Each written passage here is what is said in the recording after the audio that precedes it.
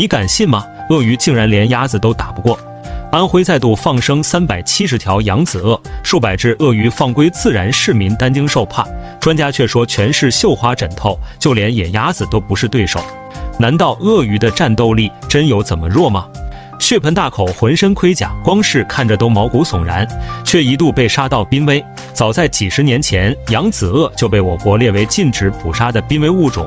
为了挽救扬子鳄，有关部门甚至号召私人大规模饲养。别看扬子鳄长得其貌不扬，却浑身都是宝。坚韧的鳄鱼皮是皮鞋商人的最爱，牙齿被做成吊坠工艺品，就连鳄鱼肉在某些食客的菜单里都是美味。一时间，捕杀扬子鳄成了不少猎人敛财的重点目标。为了应对这场利益趋势下的物种危机，有关部门先是颁布法令严加看管。为了挽救物种危急，实施人工养殖，扬子鳄出没的各个省份集体行动。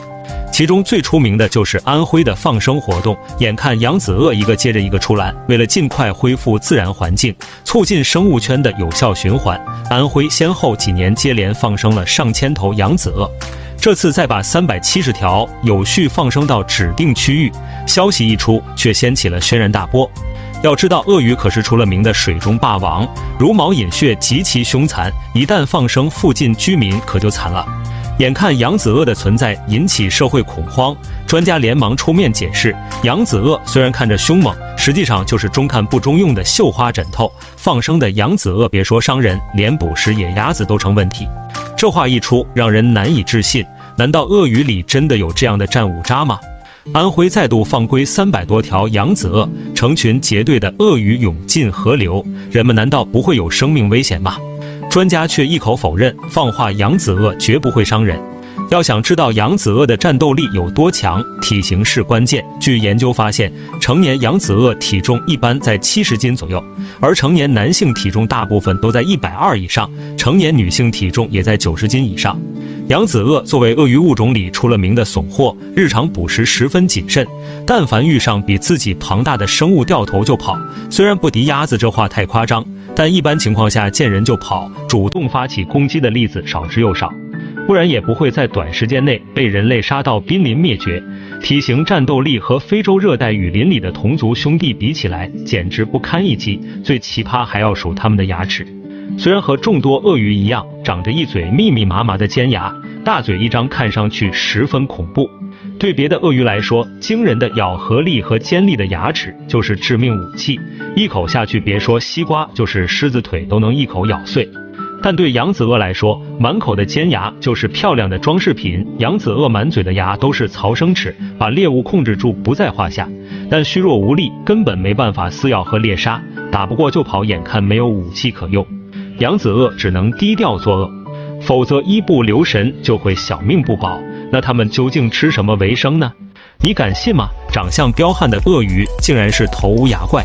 安徽再度放生370条扬子鳄的消息一出，就引起轩然大波。不过据专家科普，扬子鳄天性胆小，满嘴的曹生齿，又中看不中用，压根没有撕扯猎物的技能，也没办法咀嚼分割猎物，所以只敢捕食一些体型娇小的水生物，比如草鱼、青蛙就是它的最爱。张大嘴瞅准时机，一口下去直接生吞。虽然牙齿不给力，但好在有一个强大的胃，所以一旦遇上体型较大的生物，它们掉头就跑。被放归自然的数百条扬子鳄，虽然被放生到各个流域，但主动攻击人类的可能性微乎其微。如果不幸遇上，它跑得可能比人还快。人类不主动猎杀它们，就已经是烧高香了。不过尽管扬子鳄是出了名的战五渣，但也不要轻易挑衅。如果在野外不慎遇上，第一时间赶紧逃离，和有关部门联系，让专家处理，避免发生意外。几十年来，在法律的严格规范下，偷猎行为越来越少。扬子鳄在人工饲养的大力支援下，种群数量不断恢复，但远远不及正常水平。一旦全部放归自主繁衍，很有可能再次灭绝。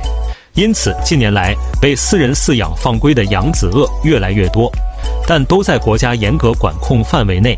私人养殖野生动植物一定要符合法律规范，一旦无力承担私自放生，很有可能产生不可估量的后果。爱好可以有，放生需谨慎，别让一时兴起酿成大祸。对安徽放生数百条扬子鳄的事儿，你怎么看呢？欢迎大家留言评论。